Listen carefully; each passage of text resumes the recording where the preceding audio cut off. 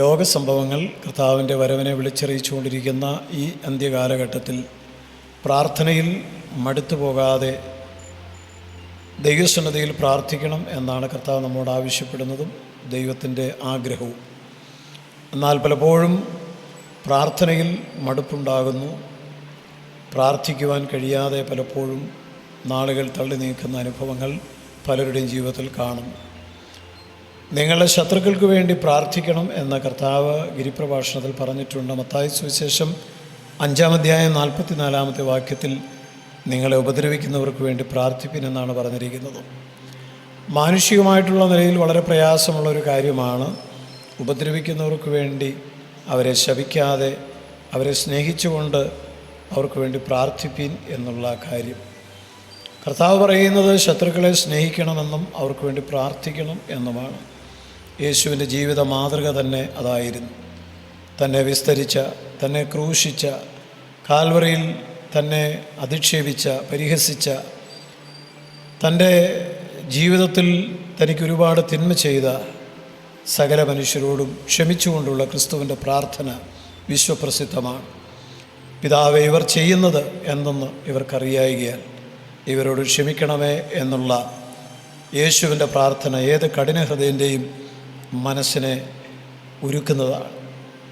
അത് കർത്താവ് ചെയ്തുവെങ്കിൽ നമ്മോട് ചെയ്യുവാൻ കർത്താവ് ആവശ്യപ്പെടുകയാണ്.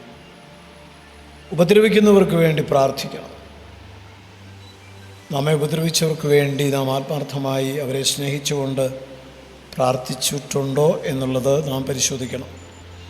നാം അങ്ങനെ പ്രാർത്ഥിച്ചിട്ടുണ്ടെങ്കിൽ ദൈവം നമ്മുടെ പ്രാർത്ഥന കേൾക്കുകയും അവരെ അനുഗ്രഹിക്കുകയും ചെയ്യും. മാത്രമല്ല, നമുക്കവരോട് ക്ഷമിക്കുവാനുള്ള കൃപ ദൈവം തരും.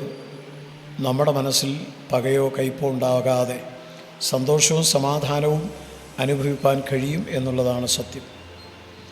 അതിന് ഒത്തിരി തെളിവുകൾ ചരിത്രത്തിലുണ്ട്. സൗത്ത് അമേരിക്കയിലെ ഇക്കഡോറിൽ ഔക്ക വിഭാഗത്തിൻ്റെ ഇടയിൽ സുവിശേഷം അറിയിക്കുവാൻ പോയ വധിക്കപ്പെട്ട 5 മിഷണറിമാരുടെ ചരിത്രം പലരും വായിച്ചിട്ടുണ്ടാവും.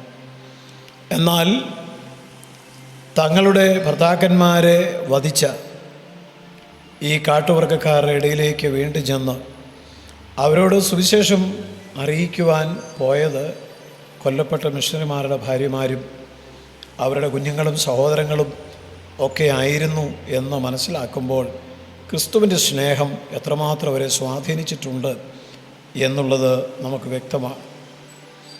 ഈ കൊല്ലപ്പെട്ട മിഷണറിമാർക്ക് പലർക്കും 30 വയസ്സിൽ താഴെ മാത്രം പ്രായമേ ഉണ്ടായിരുന്നു. വളരെ ചെറുപ്പത്തിൽ തന്നെ തങ്ങളുടെ ഭർത്താക്കന്മാരെ ഒരു ദയയുമില്ലാതെ കുന്തം കൊണ്ട് കുത്തിക്കൊന്ന ആ മനുഷ്യരോട് ക്ഷമിക്കുവാനും അവർക്ക് വേണ്ടി പ്രാർത്ഥിപ്പാനും അവരോട് പോയി സുവിശേഷം അറിയിപ്പാനും അവരെ പ്രേരിപ്പിച്ച ഘടകം ക്രിസ്തുവിൻ്റെ സ്നേഹമാണ്. കർത്താവിൻ്റെ മാതൃക പിൻപറ്റിയ ഈ സഹോദരങ്ങൾ അവരുടെ ശത്രുക്കളെ നേടി എന്നുള്ളതാണ് ചരിത്രം നമുക്ക് നൽകിത്തരുന്ന സന്ദേശം എന്ന് നാം മറന്നു പോകരുത്. ഈ നരഭോജികളെല്ലാം രക്ഷിക്കപ്പെട്ട നരസ്നേഹികളായിട്ട് മാറി.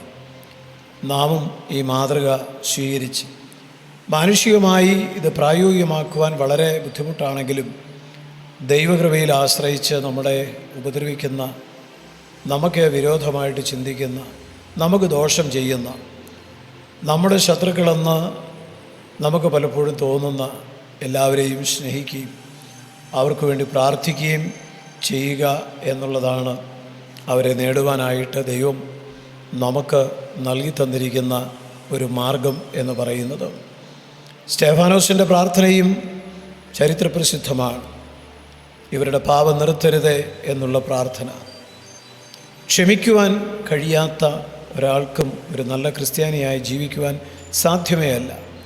ക്ഷമ അത് ക്രിസ്തീയ ജീവിതത്തിൻ്റെ പ്രധാനപ്പെട്ട ഒരു കാര്യമാണ്. ഒരു വീട്ടിൽ തന്നെ പാർക്കുന്ന വ്യക്തികൾക്ക് പോലും പരസ്പരം ക്ഷമിക്കുവാൻ കഴിയാത്ത അവസ്ഥയാണെങ്കിൽ പുറത്തുള്ളവരോട് എങ്ങനെ ക്ഷമിക്കും?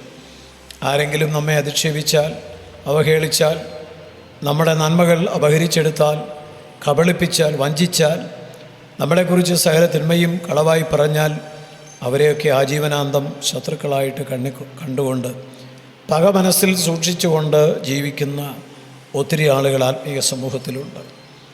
അവരുടെ പക അവരെ നശിപ്പിക്കും. അവരുടെ പക അവരെ ദൈവരാജ്യത്തിൽ നിന്ന് അകറ്റിക്കളയും. ഹാബേലിനോട് കയീനുണ്ടായിരുന്ന പക കൊലപാതകത്തിൽ ആണ് കൊണ്ടെത്തിച്ചത്. ഇത് ദൈവത്തിൻ്റെ വചനത്തിൽ നിന്ന് നാം പ്രത്യേകം മനസ്സിലാക്കണം. സമാധാനത്തോടെ കിടന്നുറങ്ങണമെങ്കിൽ, രാവിലെ ഉണർന്ന ദൈവത്തിന് സ്തോത്രം ചെയ്യണമെങ്കിൽ, ദൈവത്തോട് മനുഷ്യരോട് നല്ല മനസാക്ഷി ഉണ്ടാകണം എങ്കിൽ, നമ്മളെ ഉപദ്രവിക്കുന്നവരും പീഡിപ്പിക്കുന്നവരും നമ്മുടെ ശത്രുക്കളെന്ന് നാം എണ്ണുന്നവരും കർത്താവിൻ്റെ സ്നേഹം മനസ്സിലാക്കണമെങ്കിൽ ക്ഷമയുടെ മാർഗത്തിലൂടെ പോകണം. നാം അവർക്ക് വേണ്ടി പ്രാർത്ഥിക്കണം, അവരെ സ്നേഹിക്കണം, അവരെ കർത്താവിൻ്റെ കരങ്ങളിലേക്ക് നാം സമർപ്പിച്ചു കൊടുത്ത് അവരോട് കരുണയോടെ വർത്തിപ്പാൻ നമുക്ക് കഴിയണം. സ്വർഗീയ പിതാവേ, അവിടുത്തെ നല്ല വചനങ്ങൾക്കായി സ്തോത്രം.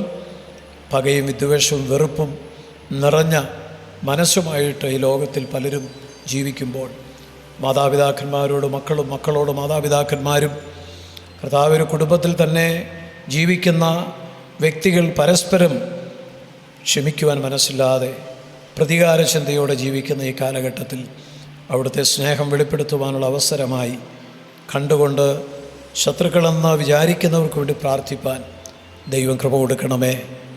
വചനം കേൾക്കുന്ന എല്ലാവരും ദൈവസ്നേഹത്താൽ നിറയപ്പെടണമേ. യേശുവിൻ നാമത്തിൽ പ്രാർത്ഥിക്കുന്നു. കേൾക്കണം പിതാവേ. ആമേൻ. യേശുവേ